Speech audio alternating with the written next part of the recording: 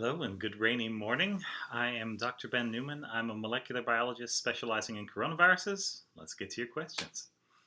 First question today, which is a leftover that I didn't get to the other day, is from Sarah. Good morning, Sarah. Hello and congratulations on your recent professional accomplishments. All right, thanks, whatever they are. I just read this article and links to a Washington Post article that I just clicked. Where there are predictions of fall cases, and the case prediction is terrifying. Are they exaggerating, or is this all science based? I live in the Rio Grande Valley. We barely survived the first wave. Yeah, I know about the Rio Grande Valley. And our restrictions are still tougher than the rest of Texas, and I fear the second wave will decimate our area. Yeah, I know what you mean. All right, so yeah, had a look at the article. It's a mix. I think it is mostly predictions that are based on coronavirus and imagining it's going to behave the same way as other viruses like the flu virus. And this is possible. It's something that could happen, but it is by no means something that's guaranteed to happen. Coronavirus is completely different, as we talked about in the last video.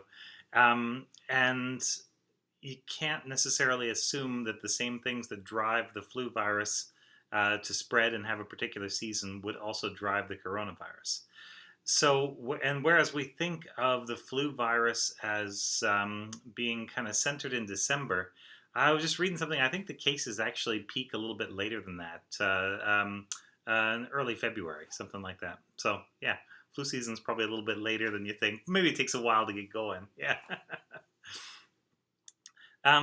So it's not at all guaranteed, and so the positive side of this is that I think that our actions will determine exactly how many cases there are. And by our, I mean everywhere, because, we got listeners all over the place.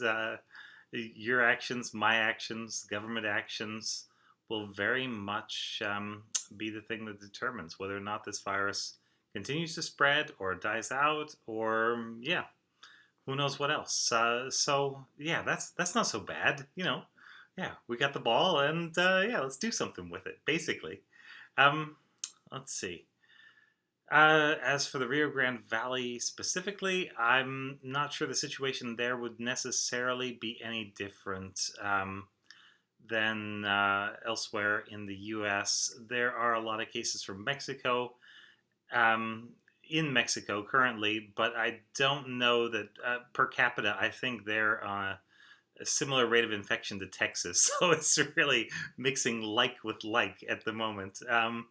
And there are people in both places that are trying to be careful, and there are people in both places that either aren't or aren't aware of it. Although I don't know how anybody is not aware of the precautions to take at this point. That might be a straw man argument. But I wish you the best. I'd say the other thing in this article is that it's predicting. There we go. Yeah, a peak in early November around the time of the election, which could be, but I don't know. Anytime you drag the election into one of these things, I feel like we're veering off toward politics, which, I don't know. It's just outside my area. But I think the article is trying to get people to take this seriously and to say that this is what could happen, and it definitely is what could happen.